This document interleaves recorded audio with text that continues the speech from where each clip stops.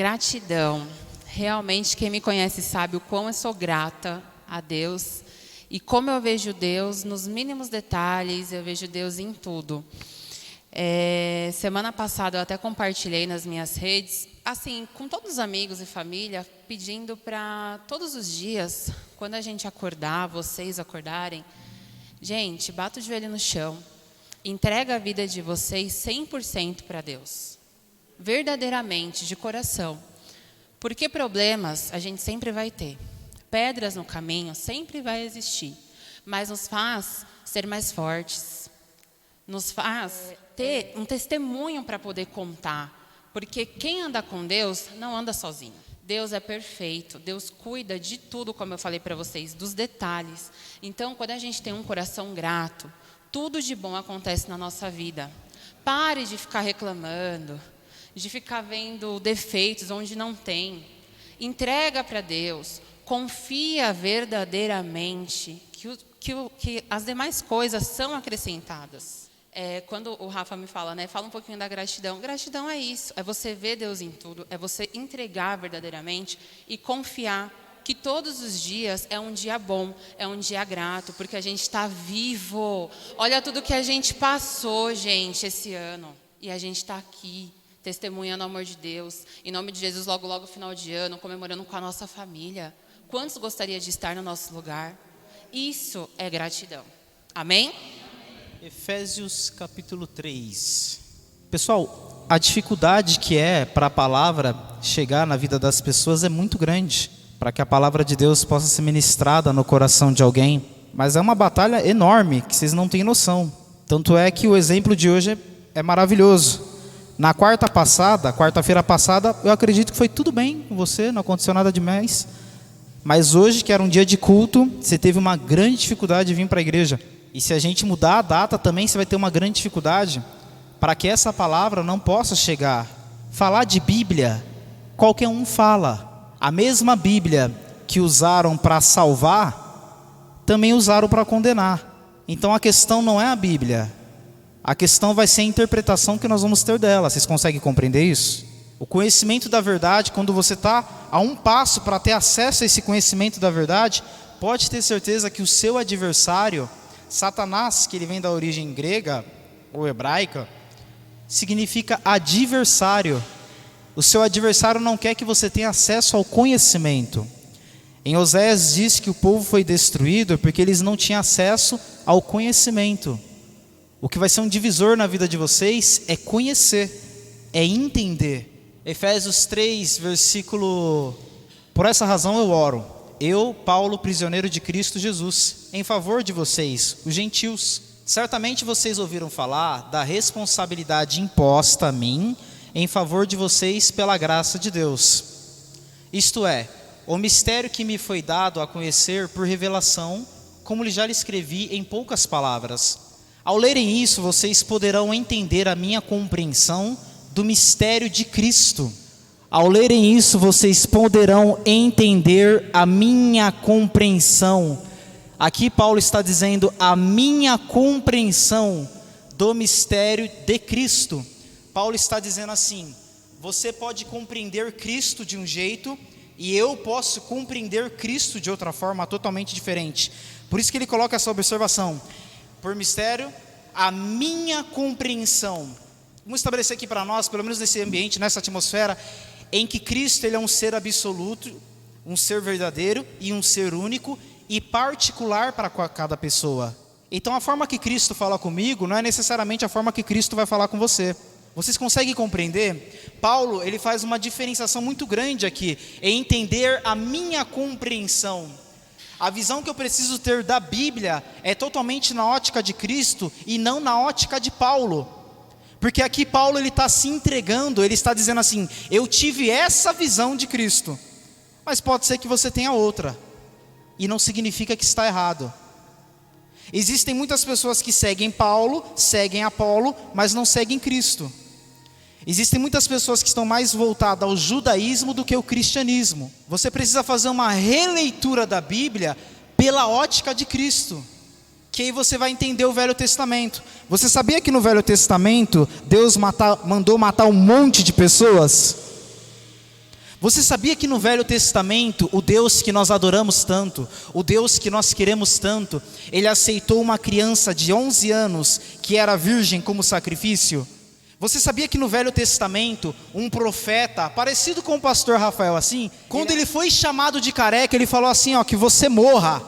A terra engoliu a pessoa que chamou ele de careca. Isso é homem de Deus, gente? Isso é ser de Deus? Só que tudo isso está na Bíblia, e tudo isso aconteceu, e tudo isso eram pessoas que usavam e que trabalhavam a favor de Deus. O ensinamento que eu estou trazendo para você aqui é que, se você não souber olhar as coisas pela ótica de Cristo, não de Paulo, mas pela ótica de Cristo que está dentro de você, a sua cabeça explode. Por isso que existe várias religiões, porque cada um pega a sua compreensão de Cristo e fala, isso é o certo. Graças a Deus, aqui nós temos um entendimento suficiente, e não temos vergonha nenhuma de falar, e nem querer te aprisionar, e muito menos te manipular, para dizer que Cristo para mim é de uma forma, e para você ele pode ser de outra. Você consegue compreender como isso é libertador? Vamos supor que fazer tatuagem fosse pecado.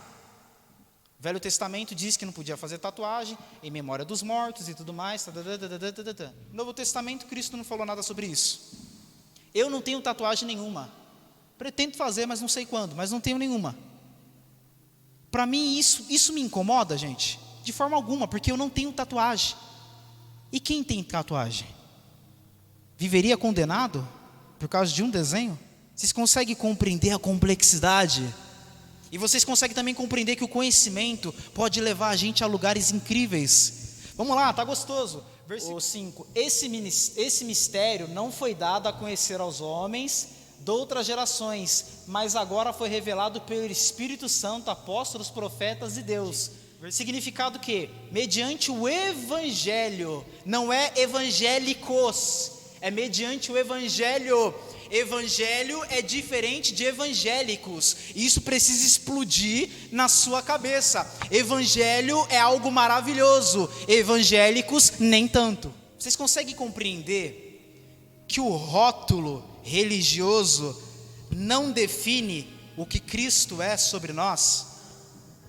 Isso precisa explodir dentro da gente. Eu não quero que você saia daqui batendo no peito dizendo, sou evangélico, porque o pastor Rafael deu uma mensagem, uma ministração lá, e aí agora eu sou evangélico. Não, totalmente errado. Você é um cristão. O seu alvo é se parecer com Cristo e ter a sua própria compreensão do que Ele é. Então minha mãe me conhece mais ou menos 29 anos. Eu tenho uma versão minha que é com a minha mãe. Deixa eu perguntar para vocês, quem vocês acham que conhece mais a mim? A minha mãe ou o Antônio que está aqui na frente? E olha que você me conhece desde os 12 anos, desde pequeno, menos, né? Desde criancinha mesmo. Olha que complexo. Mas a minha versão com o Antônio é outra do que a minha versão com a minha mãe. Aí agora eu buguei a sua cabeça. Porque você achou que Cristo trabalhava com todo mundo de uma forma igual. Deste evangelho, eu me tornei ministro pelo dom da graça de Deus, a mim concedida pela operação de seu poder. Embora eu seja menor dos menores de todos os santos, foi-me concedida esta graça de anunciar aos gentios a insondáveis riquezas de Cristo e esclarecer a todos a administração desse mistério. Durante as épocas passadas foi mantido oculto em Deus, que criou todas essas coisas. Vocês lembram que eu falei daquele Deus mau, que aceitava sacrifícios de criança, que quem ofendesse o profeta ele engolia a terra, o Deus que matou não sei quantos, o Deus que era assim, ó, não toca no ungido do Senhor, senão vai cair fogo e Aqui Paulo ele está dizendo assim, ó, esclarecer a todos a administração deste mistério, que durante épocas passadas, que foram essas que eu citei, foi mantida em oculto em Deus, que criou todas as coisas. Então antigamente as pessoas tinham a ideia de um Deus malvado, as pessoas tinham a ideia de um Deus assim, se eu fizer coisas boas, Deus vai estar do meu lado, se eu fizer coisas más, Deus estará contra mim. Algum dia você já teve essa sensação? Hoje vai ser um divisor na sua vida, porque nunca mais você vai ter essa sensação. Olha que engraçado, 3:10, a intenção dessa graça era que agora, mediante a igreja, a multiforme sabedoria de Deus se tornasse conhecida dos poderes e autoridades nas regiões celestiais, de acordo com o eterno plano que ele realizou em Cristo Jesus, o nosso Senhor, por intermédio de quem temos livre acesso a Deus em confiança pela fé nele. Aqui é libertador. Ele está dizendo assim, por intermédio, por meio de quem temos livre acesso a Deus e confiança pela fé nele. Ele está dizendo assim: se vocês forem entender Cristo por intermédio do pastor Rafael, vocês vão entender errado. Se vocês forem entender Cristo por intermédio do padre Fábio de Mello, vocês vão entender errado.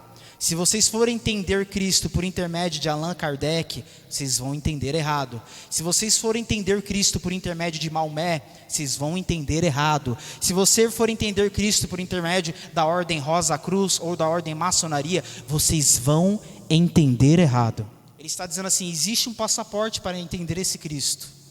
É por intermédio dele mesmo e livre acesso em Deus. Só que para isso acontecer, é necessário que exista confiança. Portanto, peço a vocês que não desanimem, por causa das minhas tribulações em seu favor, pois elas são uma glória para vocês. Por essa razão, ajoelho-me diante do Pai, de qual recebo o nome de toda a família nos céus e na terra. Oro para que, com as suas gloriosas riquezas, eles o fortaleçam no íntimo do seu ser. Tem muitas pessoas que vêm para a igreja, mas elas querem resultados externos. E às vezes elas até conseguem resultados externos. Consegue a porta de emprego, consegue o carro bacana, consegue um monte de coisa legal. Porém, ela não tem no seu íntimo o poder. A nossa transformação, ela vai começar de cá para lá, de dentro para fora. A mudança não vai começar no coleguinha que está me perturbando. E eu até tenho um conselho para você sobre o coleguinha que está perturbando. É porque ele está vazio. Entende porque as pessoas são chatas e mimizentas, relacionadas a tudo? Elas estão vazias. Mas você não, você se está se fortalecendo, está se enchendo nessa noite. Diga. Então Paulo falou assim: eu louvo a Deus quando eu estou tribulado, eu fico feliz quando eu estou passando por lutas, porque no meu íntimo existe uma fortaleza, e não uma fortaleza qualquer, é do seu poder, por meio. Jesus falou: eu vou, mas eu vou enviar. Vamos lá, igreja, vamos lá. Corpo, alma, espírito.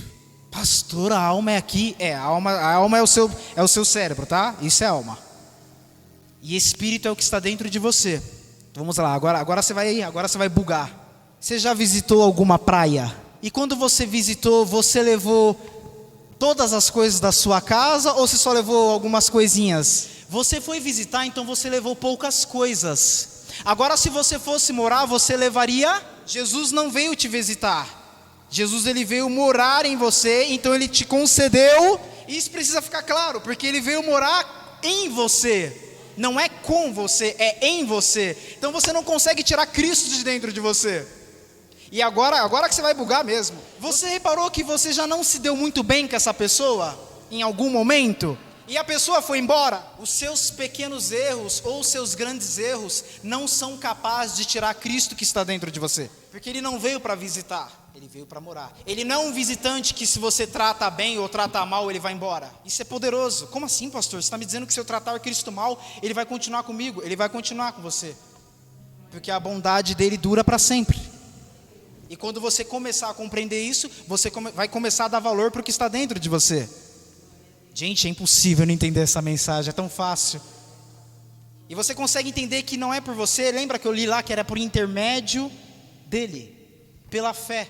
E se ele veio morar dentro de mim, ele trouxe todas as coisas que são necessárias para ele ficar. Pensa comigo, igreja, pensa comigo. Quando você vai para a casa de alguém, você vai ficar alguns dias, você leva algumas coisas que são necessárias para você. E quando você vai morar, então, você leva tudo que é necessário, para você não depender da pessoa. Ou você gosta de depender da pessoa? E por que você acha que Cristo gostaria de depender de você? Meu Deus. Cristo está dentro de você com coisas necessárias para ele ficar lá, independente de você. Porque se dependesse de você, você concorda comigo que Cristo já teria ido embora faz tempo? O nome disso é graça. É quando não tem mais a ver comigo e tem a ver com ele. E enviou mensageiros à sua frente, indo estes entraram num povoado samaritano para lhe fazer os preparativos. Mas o povo dali não recebeu, porque se notava que ele dirigia para Jerusalém. Ao verem isso, os discípulos Tiago e João perguntaram: Senhor, queres que façamos cair fogo do céu para destruir todo mundo aqui? Jesus falou, repreendeu eles dizendo: vocês não sabem de que espécie de espírito vocês são? Pois o Filho do Homem não veio para destruir a vida dos homens, mas para salvá-los. Diga glória a Deus. Vou traduzir para você o que aconteceu aqui, ó. Jesus foi pregar numa cidade, aquelas pessoas não queriam aceitar Jesus. Falou, não vai entrar aqui não, porque ele é de outra banda e não pode entrar. Os discípulos, as Marias fofoqueiras que tem em todo lugar. Aí, então viraram para Jesus e falaram assim: Jesus, vamos tacar fogo. Quem eles pensam que são? Não aceitaram o Senhor? Vamos fazer igual Elias, vamos clamar e o fogo vai descer. Jesus deu uma resposta muito clara, ele falou: vocês ainda não entenderam que espírito nós somos. Eu não vim para destruir os homens, eu vim porque eu quero salvá-los. Toda vez que você olhar para a Bíblia, toda vez que você olhar para uma pregação, tenha certeza que o intuito daquela pregação é te salvar. Agora, se você olhar pela ótica de João ou pela ótica de Pedro, sabe o que vai acontecer com você? Você vai queimar. Pela ótica desses homens que andavam com Jesus, todos nós aqui, sem exceção, já estaríamos no inferno. E se você pegar outros textos da Bíblia, ou outros homens da Bíblia que foram grandes homens de Deus, você também estaria no inferno. Por isso que eu tenho que reler a Bíblia, eu tenho que reler os textos, eu tenho que ver aonde eu estou frequentando e fazer uma leitura daquilo pela ótica de Cristo. Qual a intenção de Cristo, igreja? Mas o salva-vidas ele só pode entrar em ação quando ele perceber que você não pode mais se salvar. E quantas vezes você tentou se salvar através das suas obras, através dos seus atos? Aí você fazia um acordo com Deus, você falava assim: hoje eu vou ser muito bonzinho, porque quarta-feira eu tenho uma entrevista, então eu vou ser um cara legal. Você está tentando se salvar, cara. Quando você coloca as suas obras na frente, você está impedindo que Cristo possa te salvar. Olha, que Deus te abençoe muito. Era essa mensagem, que você possa meditar nela, acompanhar ela e pensar: toda a minha visão deve ser pela ótica de Cristo. O meu olhar para determinadas pessoas deve ser pela ótica de Cristo. Aí alguém vai dizer assim: ah, então eu tenho que ser um idiota, pastor Rafael, e aceitar tudo? Ué, você não lê a Bíblia? Quem disse para você que Jesus aceitou tudo? Teve uma passagem que Jesus não queria ver ninguém. Sabe o que ele fez? Ele passou entre as pessoas e as pessoas não conseguiram ver ele. Quem falou para você que você ser parecido com Cristo é você aceitar tudo? É justamente ao contrário. É você aceitar o que você deve aceitar e o que você não deve aceitar, não tem problema nenhum. E aí dê uma linda salva de palmas para Jesus, que é maravilhoso.